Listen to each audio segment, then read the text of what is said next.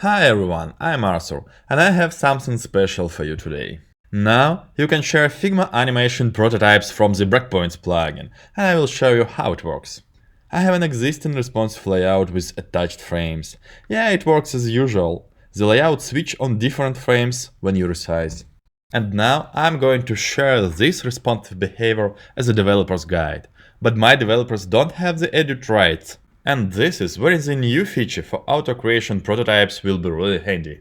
I turn on the prototype switch and yes, the prototypes appears just below. Cool! And now I want to rename it, for instance, to my prototype. A great news about the prototype creation is that updates happen automatically whenever you make changes.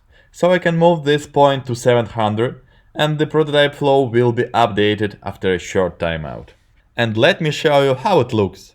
At the bottom there is a ruler with ranges. You can click them to switch in between and see how the responsive layout behaves. You can also click the endpoints to see the preview of the entire flow. In the same way, you can auto-create prototypes for more complex behavior with horizontal and vertical rules. But this time the animation only works one step back and forth. This is due to the fact that many additional frames have to be drawn and the prototypes became too complex. So that's it. Try it, use it and send me feedback. Thank you guys, bye.